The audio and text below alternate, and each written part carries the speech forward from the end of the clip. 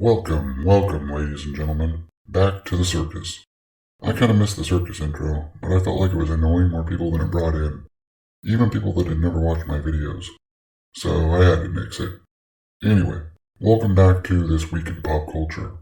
The news this week was mostly sparse and sad, but what there was of it was, whew, damn. This week we're talking about a couple more celebrity deaths, a Hollywood belly flop into an empty pool, the absolutely glorious train wreck of a beloved gaming icon, Ricky Gervais, because what else need be said, and a new development in the Alec Baldwin Saga. So make sure you're at least this tall to ride, and strap the hell in, because we're going on a rocket ride to Clown World. Let's get the somber shit out of the way first. Betty White's passing was a sad moment for us all, but as my wise friend said, they always come in threes. Turns out she was right. See, she already knew about one of these recent passings, so when the other one went just a few days later, she was on point. So, the two celebrities I speak of now are Bob Saget and Sidney Poitier. Mr. Poitier passed away last week on the 6th, and Bob Saget passed just this last Sunday. Sidney Poitier was 94. He was probably the first true black star, and the first black man to win an Oscar for Best Actor for his performance in Lilies of the Field. When my friend brought him up, I knew I recognized the name, but I couldn't put a face to it. After going through his credits, I discovered why. The older films he was in were really before my time. I never watched Guess Who's Coming to Dinner, for instance. I watched the rather crappy remake with Bernie Mac and Kelso. I never saw the original In the Heat of the Night film. I watched the television series they made in the late 80s and early 90s. Though the very fact that I knew the name, despite the fact the last film he was in was 97's The Jackal, should say something about the impact this man made on the world of film. Reading through this CNN article here, there was one quote that really stood out to me. It was from Poitier to Oprah Winfrey a few years back. It's something that the world should think about a little bit more these days. If a man who literally marched in the original civil rights movement can say this thing, what's that say about people these days?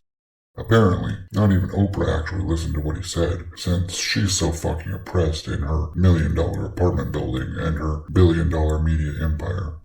The other actor was, of course, Bob Saget, who was found deceased in his hotel room at 65. Obviously, since I was a kid in the late 80s and early 90s, I recognized Bob Saget from Full House and, later on, America's Funniest Home Videos. Then, even later on, his incredibly raunchy comedy. Dude was fucking hilarious. Of course, Twitter had to try to roast him after his death, calling him all kinds of heinous shit, including a pedophile, because they're a bunch of hypocritical fucking cowards. He made a joke with a doll. Fuck off. The next story is about a spectacular flop. It appears that CBS isn't quite done trying to bury itself in the ground. Now it wants to try to reboot and update the Honeymooners for a modern audience. What's sad is that I genuinely like Damon Wayans Jr. His dad's a prima donna bitch these days, but he seemed alright. I mean, I'm probably wrong considering what he's doing here, but he always came across as not a bitch, like his dad. How do I know this is going to be a flop? Well, if the very concept wasn't enough of a clue. Look at this, I'm assuming, woman, here on the right. Does she scream anything except, Whee! Oh man, Wednesday was certainly fun, wasn't it? I mean, we got to see an icon in video games get run off a cliff by someone who looks like Justin Bieber's stunt double. I think we've all seen that cringe fest of a rant she went on. Did it sound to anyone else like she was actually going to start crying there at the end? I swear I heard her voice thicken up like she was literally on the verge of fucking tears. To be clear, I'm not defending what she said or how she acted, or how any of the puss bags have acted over the last couple of days since, or before. I'm not even claiming she had reason to cry. I don't know, I wasn't privy to any of this shit before her rant blew up Twitter and YouTube. What I'll say on that is that bringing up her appearance during a video game argument, or however that happened, before she brought it on herself isn't cool. However, now, she's wide the fuck open. Her and her soy cut crew doubling, tripling, and even quadrupling down on this little narrative of toxic male gamers they have is inexcusable. Especially since the whole argument was supposedly about her being wrong about shit and had nothing to do with her gender. Olivia Munn and the other girl, Webb. I wasn't watching G4 when she was on. They knew their shit. It didn't matter that they were fucking pretty. They knew their shit. Clearly this girl doesn't. Also, Froskurinn Beiber. Olivia Munn and the female host that followed were totally there for eye candy to draw in the gaming audience who was primarily males in their teens and early 20s back in those days. Watch any clip of Munn on Attack of the Show. Dumbass. Oh yeah, and this is what I found when I googled this shit. Just look at this fucking framing. What a bunch of fucking bitches. Access media. Fucking cucks. The next story is about Ricky Gervais. Isn't he a bit of a treasure? Don't you just love how really all he does is talk about his projects and maybe do some stuff about animals and animal rights, and he doesn't try to virtue signal to you all the time? I love it too. I also love it when he roasts the fart sniffers in Hollywood. Love it so much. Even 10 years ago when he first started doing it. That's what this story was about. Ricky Gervais being right and saying that people are sick to fucking death of these dipshit celebrities trying to tell us how to live. That's it. Oh, and fuck Hollywood.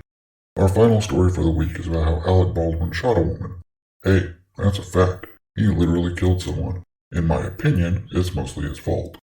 Now it looks like the armorer for the set of the Alec Baldwin produced film, in which Alec Baldwin killed a poor wife and mother, Ana Gutierrez, is suing all kinds of people, including Alec Baldwin, who shot and killed someone's mom. In her suit, Hannah alleges that the prop suppliers, PDQ Arm and Prop LLC, falsely labeled their packages as dummy rounds, that A.D. Halls violated protocols by handing the gun to Alec without her checking the thing, and that Alec, who shot and killed someone's wife, also ignored her request to attend a cross-draw training exercise and ignored protocols by not calling her in when he took possession of the gun. It remains to be seen where this is going to go. Well, that's all I have for you this week, dear audience. As always, I encourage you to check out these stories for yourselves. I always include the title and site names in my screen grabs for that purpose. Otherwise, let me know what you thought of this week's stories. Let me know in that handy comment section down below. While you're down there, don't be a clown and stroke those like and subscribe buttons. I very much appreciate it. I'll see you tomorrow, I believe, for a rant.